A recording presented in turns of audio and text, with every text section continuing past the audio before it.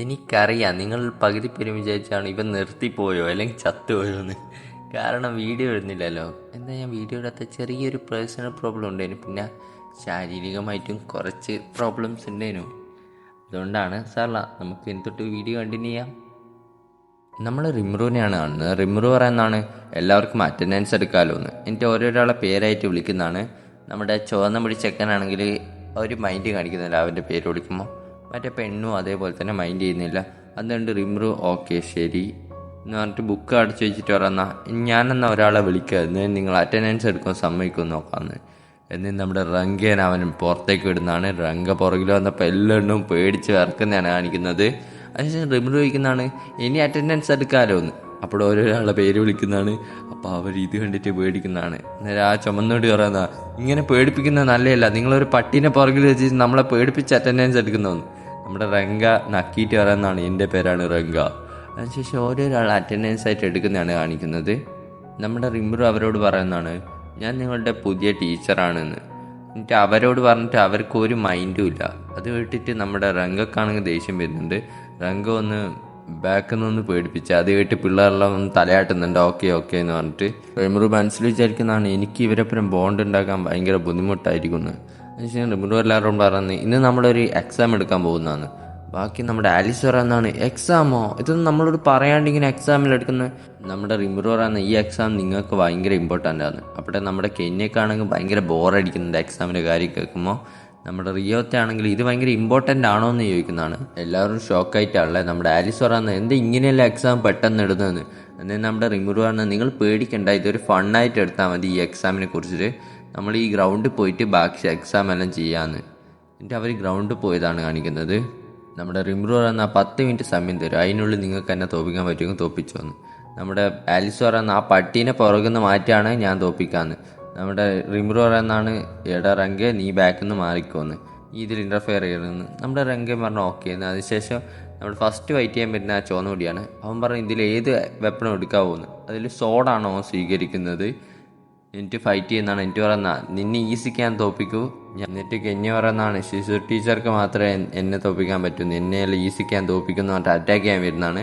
നമ്മുടെ റിമ്രു ഓക്കെ എന്ന് പറയുന്നുണ്ട്. പക്ഷേ അവൻ്റെ അറ്റാക്ക് ചെയ്യാൻ വേണ്ടിയിട്ട് റിമ്രു ഈസിക്ക് മാഞ്ഞു പോയി അടന്ന്. കാരണം എല്ലാ അറ്റാക്കിനെയും നമ്മുടെ റിമ്രു ഡോജ് ചെയ്യുന്നതാണ് കാണിക്കുന്നത്.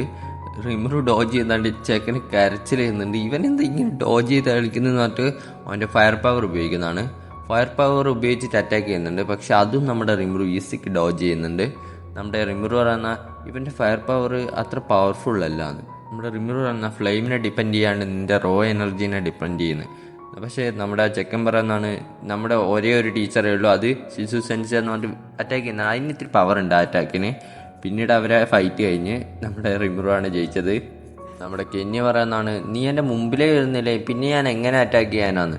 നമ്മുടെ റിമ്രു പറയുന്നത് നീ നിൻ്റെ റോ എനർജിയിൽ ശ്രദ്ധിക്കുന്നു. അടുത്ത മാച്ചാണ്. അടുത്തതായി ബ്ലാക്ക് മുടിയുള്ള ഒരു പെൺകുട്ടി എന്നാണ്. എനിക്ക് ബാക്കിയെല്ലാം പറയുന്നത് നീ ഓവറായിട്ട് എന്നെ പുഷ് ചെയ്യേണ്ടാന്ന്. എന്നിട്ട് അവൾ പറയുന്നതാണ് ഞാൻ എൻ്റെ ഫുൾ പവർ ഉപയോഗിക്കുന്നു. നമ്മുടെ റിമ്രു ഇവളെ കണ്ടിച്ച് ഞാൻ എവിടെയും ഇവളെ കണ്ട പോലെ ഉണ്ടല്ലോ എന്ന്. അതിനുശേഷം അവളെ അറ്റാക്ക് ചെയ്യാൻ പോകുന്നതാണ്. അപ്പോൾ റിമ്രു വിചാരിക്കുന്ന ബുക്ക് കൊണ്ട് എറിയാൻ പോകുന്നതാണ് ഇവൾ തന്നെയാണ്. എന്നിട്ട് അറ്റാക്ക് ചെയ്യുന്നതാണ്. ഒരു വാട്ടർ പവറാണ് അവൾക്കുള്ളത്. അവളെ വാട്ടർ പവർ കൊണ്ട് അവനെ ഒരു ബൗളിനുള്ളിൽ അഥവാ ഒരു ഗ്ലോബ് പോലെ അവനെ ചുറ്റിയിട്ട് നമ്മുടെ വാട്ടർ ബോളിൽ റിമ്രു പെട്ടതിന് ശേഷം റിമ്രു പറയുന്നതാണ് വാവ് ഇത് ഇവൾക്ക് നല്ല കൺട്രോൾ ഉണ്ടല്ലോ മാജിക്കിൽ. പിന്നെ പറയുന്നത് ഇവളെ കൺട്രോൾ കുറച്ചും കൂടി ബെറ്റർ ആയാലും ഇവൾക്ക് ഈ വാട്ടർ ഫുൾ കൺട്രോൾ എടുക്കാൻ പറ്റും, നല്ല പവർഫുള്ളായുള്ള മെജിഷ്യനാണ്. ഇവിടെ പെണ്ണ് പറയുന്നതാണ് നീ നിനക്കെന്നെ വാട്ടർ ബ്ലേഡ് കൊണ്ട് മരിക്കണമെങ്കിൽ ടീച്ചറാണ്ട് പോയിക്കോന്ന്. അത് കേട്ട് റിമ്രു ആണെങ്കിൽ ഇതിവിടെ ചെറിയ കുട്ടി എന്നെ ഇങ്ങനെ പേടിപ്പിക്കുന്നത്. എന്നിട്ട് റിമ്രു ആയിക്കോട്ടെ എന്ന് പറഞ്ഞിട്ട് ആ വാട്ടർ ബ്ലേഡ്സിൽ നിന്ന് ഈസി ആയിട്ട് പുറത്തേക്ക് വരുന്നതാണ് കാണിക്കുന്നത്. ബാക്കിയെല്ലാം ഇവൻ മനുഷ്യൻ തന്നെയാണ്, ഇവൻ്റെ ബോഡി എന്തുകൊണ്ട് ഉണ്ടാക്കിയെന്ന്. എന്നിട്ട് നമ്മുടെ റിമ്രു അവളെ തലയോടിയിട്ട് പറയുന്നതാണ് നിൻ്റെ പവർ കുറച്ചും കൂടി ഇമ്പ്രൂവ് ചെയ്യാണ്ടിരുന്നു. അടുത്ത മറ്റേ ബ്രൗൺ മുടിയുള്ള ചെക്കനാണ് വരുന്നത്. അവൻ്റെ അറ്റാക്ക് സ്പിരിറ്റ് ബോളാണ് അറ്റാക്ക് ചെയ്യുന്നത്. പക്ഷേ അതിൻ്റെ എല്ലാം ഈസിക്ക് നമ്മളെ ഗ്ലിറ്റണി സ്കില്ല് വെച്ചിട്ട് അവൻ വിഴുങ്ങുന്നതാണ്. എന്നിട്ട് എന്ത് മനുഷ്യനാടാ ഇളയെല്ലാം വിഴുങ്ങിക്കളയുന്നത്. അവിടെ നമ്മുടെ റിമ്രു അടുത്ത ചെക്കനെ അവിടെ ഫൈറ്റ് ചെയ്യുന്നത്. ഇവനെ കണ്ടിട്ട് പറയുന്നതാണ് പാവൻ ചെക്കൻ, ഇവന് വലിയ ആറ്റിറ്റ്യൂഡൊന്നും ഇല്ല എന്ന് പറഞ്ഞ് നാവ് എടുത്തില്ല. അപ്പോഴത്തേക്ക് അവൻ്റെ പവർ എടുത്ത് നല്ലൊരു ബസർ സ്കില്ലേനു അവൻ്റെ, അതുകൊണ്ട് അവനെ അറ്റാക്ക് ചെയ്യുന്നതാണ്. പക്ഷേ റിമ്രു ഈസിക്കെല്ലാം ഡോജ് ചെയ്യുന്നുണ്ട്. പറഞ്ഞാൽ ഇവനെ കുറച്ചും കൂടി ഇമ്പ്രൂവ് ചെയ്താൽ ഇവനെ നല്ല രീതിക്ക് മുന്നോട്ട് പോകാൻ പറ്റും. കാരണം ഇവന് നല്ല കൺട്രോൾ ഉണ്ട് ബസർക്കിൽ. എന്നിട്ട് ഇവൻ എല്ലാ അറ്റാക്കും ചെയ്യുന്നത് ലാസ്റ്റ് ചുമലിലടിച്ചിട്ട് അവൻ്റെ അയത്തും തീർപ്പാവും. പിന്നീട് ആലിസിനാണ് കാണിക്കുന്നത്. ആലിസ് എനിക്ക് പറഞ്ഞാണ് ഞാൻ എത്ര ഈസിക്ക് ഇവരെ തോപ്പിക്കുന്നത് കണ്ടുവന്ന്, ബാക്കി എല്ലാവരെയും കൂടി ഒന്ന് ആക്കുന്നുണ്ട്, നിങ്ങൾക്കൊണ്ടൊന്നും പറ്റൂല എന്ന്.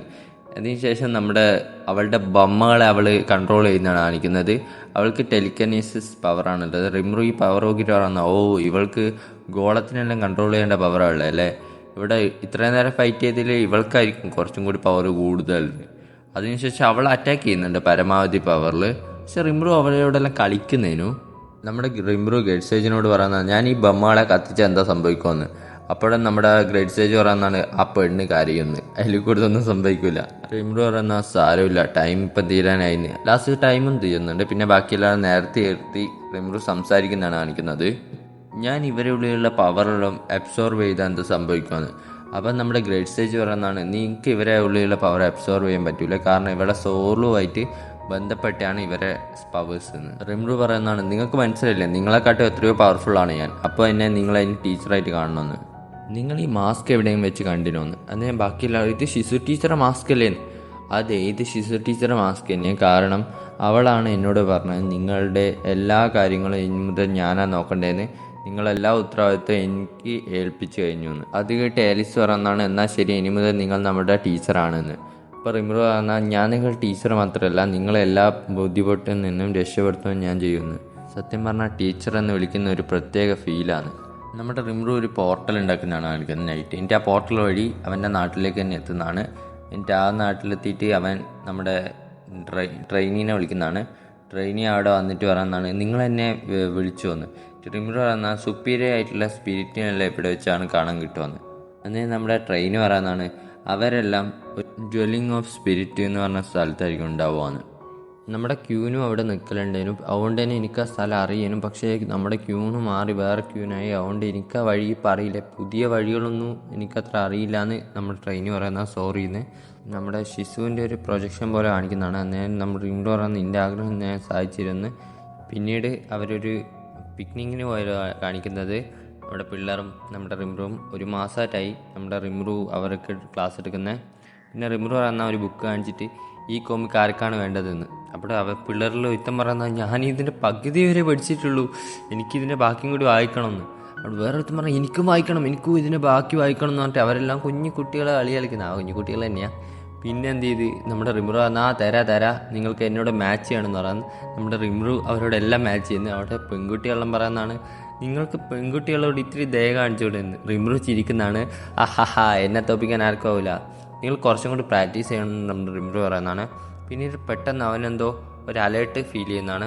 അവൻ്റെ സെൻസേഴ്സ് ഉപയോഗിച്ച് നോക്കുമ്പോൾ റിമ്രുവിനോട് പറയുന്നതാണ് ഒരു ഡ്രാഗൺ വരുന്നുണ്ട്. ആ ഡ്രാഗനെ നമ്മുടെ റിമ്രു വേണ്ടിയിട്ട് പറയുന്നതാണ് ഇത് സ്കൈ ഡ്രാഗൺ ആണല്ലോ എന്ന്. എന്നാൽ പിള്ളേരെല്ലാം പറയുന്നത് ഈ ഡ്രാഗൻ എങ്ങനെ തോപ്പിക്കാനാണ് നമ്മുടെ രാജ്യത്തേക്കാണ് പോകുന്നതെന്ന്. അവിടെ നമ്മുടെ റിമ്രു പറയുന്നതാണ് ഇന്ന് നമ്മുടെ നഗരത്തെ നശിപ്പിക്കാണ്ടിരിക്കാൻ ഞാൻ അവരെ പോയിട്ട് തടയാന്ന്. ബാക്കിയുള്ള പിള്ളേരും പറയും ഇതൊരു ഡ്രാഗൻ, ഈ ഡ്രാഗനെ എങ്ങനെ നിങ്ങൾ നശിപ്പിക്കാൻ, നിങ്ങൾ പവർഫുൾ ആണെന്നല്ല എനിക്കറിയാം, പക്ഷേ ഒരു ഡ്രാഗനെ നിങ്ങൾക്ക് നശിപ്പിക്കാനാകില്ല എന്ന്.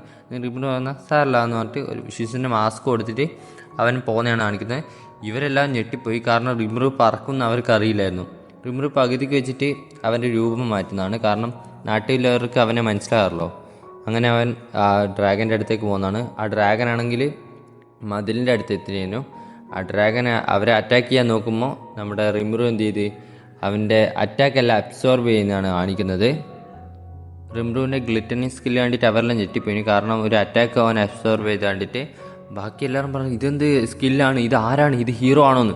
റിമ്രു പറഞ്ഞാൽ എന്തായാലും ഗ്രാവിറ്റീസിൻ്റെ അറ്റാക്കിൻ്റെ അത്രയും വലിയ അറ്റാക്ക് ഒന്നുമല്ലല്ലോ എന്ന് പറഞ്ഞിട്ട് മൊത്തത്തിൽ ആ ഡ്രാഗൻ തന്നെ അവനെ അബ്സോർബ് ചെയ്യുന്നതാണ്. പിന്നെ പറയേണ്ട ആവശ്യമൊന്നുമില്ല, റിമ്രുവിന് ഡ്രാഗൻസ് അബ്സോർബ് ചെയ്ത് ശീലമുണ്ടല്ലോ. പിന്നീട് യൂക്കിനെയാണ് കാണുന്നത്. യൂക്കി നമ്മുടെ സ്ലൈമിനോട് പറയുന്നതാണ് ജോയിൽമേൽ എന്ന് പറഞ്ഞ ഒരുത്തുണ്ട്, ഓൻ വിളിച്ചു നിന്ന് ഓൻ നിങ്ങൾ കാണണം എന്ന് പറഞ്ഞു. അപ്പോൾ സ്ലൈം പറയുന്ന ഓനെ എനിക്കറിയില്ല പേഴ്സണലി, അതുകൊണ്ട് നമ്മൾ തമ്മിൽ നല്ല ബന്ധത്തിൽ പോകുമെന്ന്. നമ്മുടെ യുക്കി പറയുന്നതാണ് അവൻ നല്ല ആളെ തന്നെ, കുറച്ച് റിച്ചാണ്. പിന്നീട് അവരെ പിള്ളേരെയാണ് കാണിക്കുന്നത് ഫുഡെല്ലാം കഴിക്കുന്നത്. പിന്നീട് റിമ്രുവും മോജ്മേറും അങ്ങനത്തെ അവൻ്റെ പേര് എനിക്ക് ഓനും കൂടിയിട്ട് ഒരു സ്ഥലത്ത് ഇരുന്നിട്ട് സംസാരിക്കുന്നതാണ് കാണിക്കുന്നത്. റിച്ച് ആയതുകൊണ്ട് തന്നെ റിച്ച് ആയിട്ടുള്ള സ്ഥലത്ത് വെച്ചിട്ടാണ് അവർ ഫുഡ് കഴിക്കുന്നത്. നിങ്ങൾക്ക് ഇങ്ങനെ മനസ്സിലായ ആ ഡ്രാഗനെ ഞാനാ തോപ്പിച്ചതെന്ന് നമ്മുടെ റിമ്രു ചോദിക്കുന്നതാണ്. അന്നേരം അയാൾ പറയുന്നതാണ് പൈസ ഉണ്ട് എന്തും നടക്കും.